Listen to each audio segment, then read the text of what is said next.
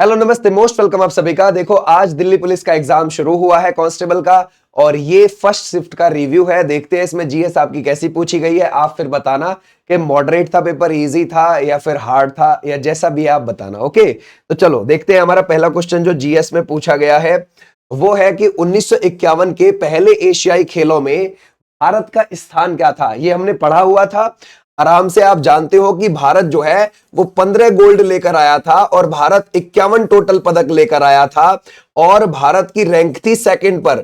और Japan कितनेवें number पर था? जापान था फर्स्ट पर। और जापान जो था वो 24 गोल्ड लेके आया और 60 पदक लेके आया, वो फर्स्ट पर रहा था। और पहला वाला जो एशियन गेम्स था वो 4 से लेकर 11 मार्च के बीच में 1951 में दिल्ली में खेला गया था, और इसमें 11 देशों ने हिस्सा लिया और 489 प्लेयर्स ने हिस्सा लिया था। और फिर से भारत में जो 9वें नंबर का एशियन गेम्स था ना 1982 में, वो भी भारत में हुआ था। तो 2 बार भारत में हो रखा है। और अगर आप देखोगे 2026 वाला ये जापान में करवाया जाएगा, और उसके बाद 2030 वाला ये होगा कहां पर? कतर के दोहा में। ठीक है भाई, कतर के दोहा में। और 2034 वाला होगा सऊदी अरेबिया के रियाद में। ओके, तो ऐसे आप ध्यान रखें। एथलेटिक्स, इसकी स्थापना हुई है 17 जुलाई 1912 को, स्वीडन की राजधानी स्टॉकहोम में हुई है। ओके, तो ये भी हमारा क्वेश्चन पूछा गया है। बोलता है, अब ये कहते हैं कि ओलंपिक में सबसे ज्यादा जो गोल्ड मेडल जीत रखे हैं वो किसने जीते हैं? तो माइकल फिलिप्स ने जीते हुए हैं, और वो तैराकी से जुड़े हुए हैं। टोटल उन्होंने 28 पदक जीते हैं, 28 में से 23 उनके गोल्ड हैं। ठीक है, अमेरिका के वो रहने वाले हैं, ये भी आप ध्यान रखोगे। अगर हम देखें रियो ओलंपिक में भारत ने कितने पदक जीते थे, तो भारत ने 1 सिल्वर और 1 ब्रॉन्ज, ये 2 हमने जीते थे। और एक जो सिल्वर था वो पीवी सिंधु लेकर आई थी, और एक जो ब्रॉन्ज था वो साक्षी मलिक लेकर आई थी। यानी कि बस 2 ही महिलाएं लाई, और ध्यान रखोगे 2 ही पदक भी आए टोटल। ठीक है भाई, तो ये आप ध्यान रखोगे। आ जाओ भाई नेक्स्ट पर। बोलता है पुरुषों की भाला फेंक, इसको कब ओलंपिक में शामिल किया गया है? 1908 में। और जो महिलाओं वाला है उसको 1932 में शामिल किया गया है। जो पुरुषों का भाला फेंक होता है, इस भाले का वजन होता है 800 ग्राम, और मैक्सिमम जो लंबाई होती है वो 2.6 से लेकर 2.7 मीटर होती है। महिलाओं के लिए भाला फेंक की अगर हम बात करें तो इसमें 600 ग्राम आपको वजन देखने को मिलेगा, और इसमें जो लंबाई होती है वो मैक्सिमम होती है 2.2 से 2.3, ये भी आप ध्यान रखोगे मीटर में। तो ऐसे आपने ध्यान रखना है। ये वाला भी हमारा पूछा गया है। आ जाओ नेक्स्ट पर। बोलता है वोटिंग की उम्र आपसे पूछी गई है कि देखो वोटिंग पहले 21 पर होती थी, लेकिन फिर 18 कर दी गई है। ये जो 18 की गई है ये 61वां संविधान संशोधन 1988 से की गई है, और ये लागू कब हो गया था? 1989 में लागू हो गया था 28 मार्च को, और इस समय पर हमारे प्रधानमंत्री राजीव गांधी जी थे। ठीक है भाई, तो ऐसे भी आप ध्यान रखोगे। अच्छा, 352 का संबंध हमसे पूछा गया है, नेशनल इमरजेंसी के बारे में पूछा गया है। नेशनल इमरजेंसी के बारे में हमसे पूछा गया। तो नेशनल इमरजेंसी अब तक 3 बार लग चुकी है, ये ध्यान रखना। एक तो 1962 में, एक 1971, एक 1975। ठीक है भाई, तो ये आप ध्यान रखोगे। अच्छा, इसको हम नेशनल इमरजेंसी राष्ट्रीय आपात बोलते हैं। ओके, बाह्य या आंतरिक विद्रोह ध्यान रखोगे, या फिर बाह्य आक्रमण की वजह से भी हमारे यहां पर ये लगती है। ठीक है भाई, अगर हम देखें इसमें 356 में हमारे राष्ट्रपति शासन की बात करी गई है। किसकी बात करी गई है? राष्ट्रपति शासन की बात। और राष्ट्रपति शासन सबसे पहले 1951 में पंजाब में लगा था, 1951-52 के बीच में। ठीक है भाई, ये पंजाब में लगा था। और अगर आप देखोगे सबसे ज्यादा बार जो लगा है वो 11 बार मणिपुर में लगा है, और मणिपुर में अभी भी लगा हुआ है, ये भी आप ध्यान रखना। ठीक है भाई। अच्छा, अगर हम देखें मौलिक अधिकारों का जो निलंबन है ये हमने कहां से लिया है?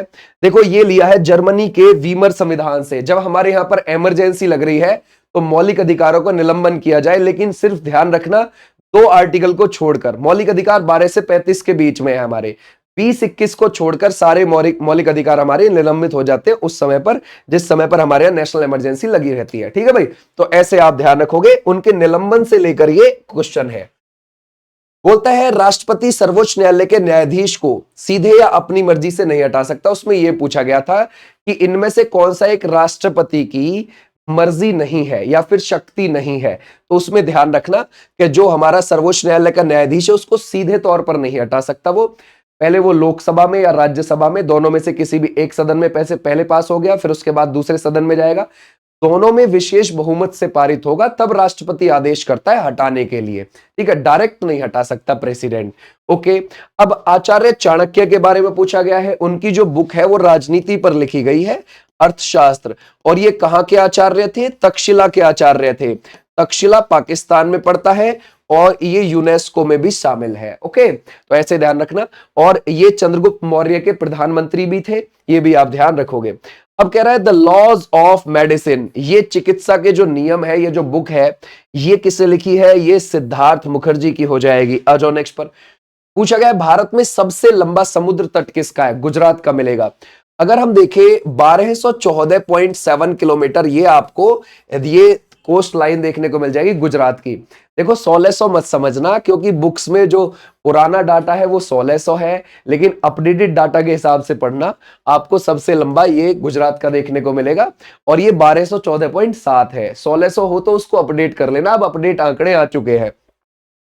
सेकंड नंबर पे आपको आंध्र प्रदेश का मिलेगा 973, फिर आपको तमिलनाडु का मिलेगा 907 पर, ये तट रेखा।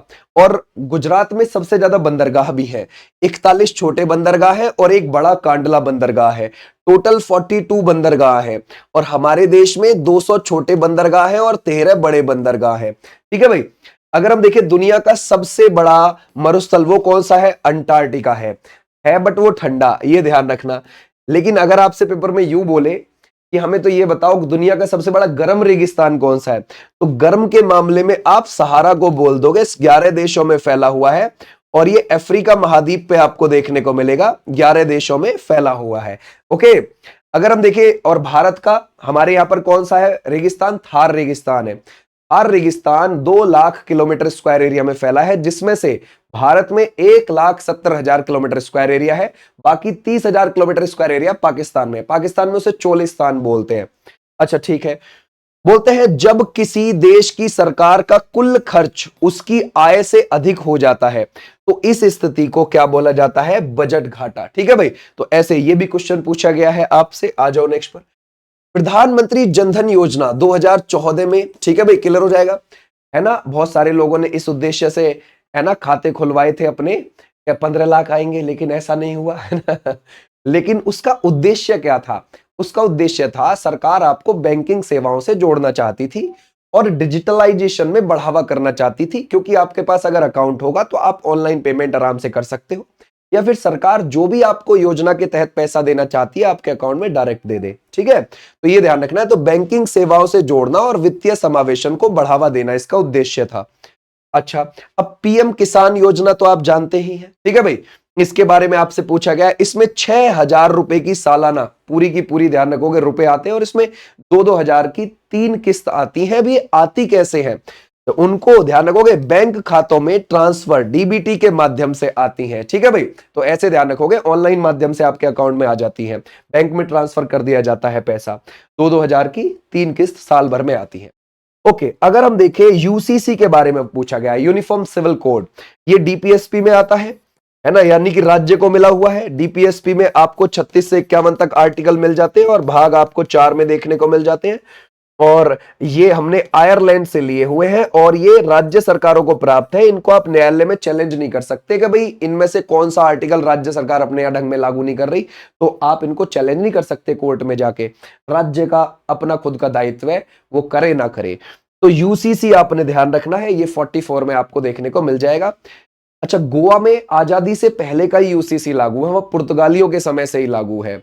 लेकिन आजादी के बाद किसने, अगर हम देखें, लागू किया है अपने यहां, तो स्वतंत्रता के बाद लागू करने वाला पहला राज्य है उत्तराखंड, यूसीसी को लागू करने वाला आजादी के बाद। लेकिन वहां जनजातियों पर लागू नहीं है। ओके भाई, आ जाओ नेक्स्ट पर।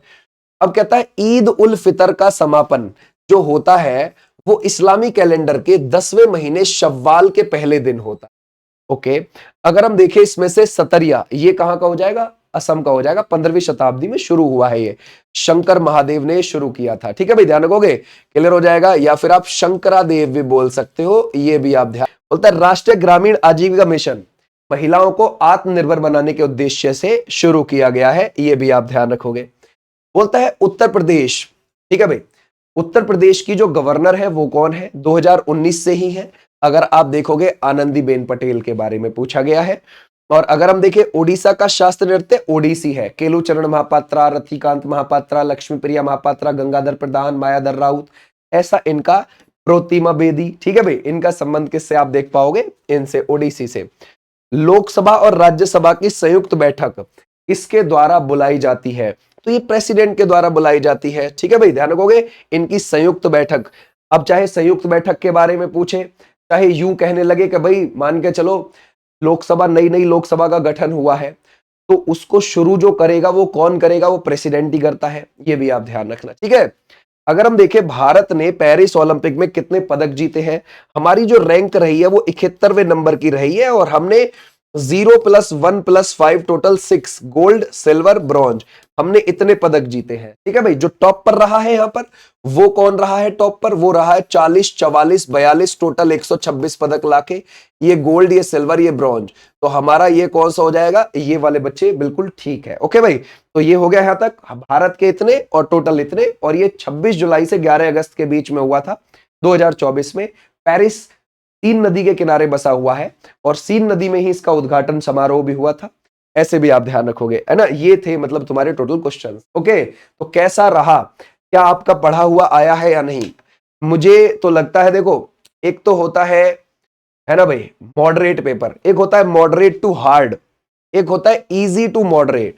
तो इसको आप अपनी तरफ से किस कैटेगरी में रखोगे, है ना, क्योंकि अगर मैं अपनी तरफ से बताऊंगा तो तुम फिर बोलोगे सर एग्जाम हॉल में तो ऐसा लगता है वैसा लगता है, ठीक है। तो आप अपने हिसाब से इसको डिस्क्राइब कर सकते हो कि पेपर क्या है। मुझे नहीं लगता कि इसमें से तुमने कोई सा क्वेश्चन ऐसा होगा जो ना पढ़ा हो, और ये कई कई बार पढ़े हैं, एक आध बार नहीं, कम से भी कम 35 35 30 30 बार तुमने पढ़े हुए हैं, समझ गए। तो अब जरा आप मुझे बताना तो ये कैसा था, फिर मिलेंगे अगली शिफ्ट में। अच्छा, दूसरी बात, आप ये जो पीडीएफ मिलेगी, वो पीडीएफ आपको कहां मिलेगी, वो मिलेगी आपको ऐप पर। ऐप आ गया है अपना, और आपको इसी नाम से, विनीश चौधरी के नाम से आपको देखने को मिल जाएगा ऐप, ठीक है। और वहां पर, है ना, अगर आप पढ़ना चाहते हैं जीएस, ओके, बिल्कुल डीपली, तो उसका भी बैच आ चुका है, उससे आप कर सकते हो, ओके। उसकी क्लास 1 तारीख से शुरू हो जाएंगी, ठीक है। तो आप वहां से बहुत सारे बच्चे जुड़ चुके हैं, आप भी जुड़ना चाहते हैं तो जुड़ सकते हैं, ठीक है। Thank you, tata bye bye. कोई बात हो यहाँ कमेंट सेक्शन में अपना बता सकते हैं। Tata bye bye.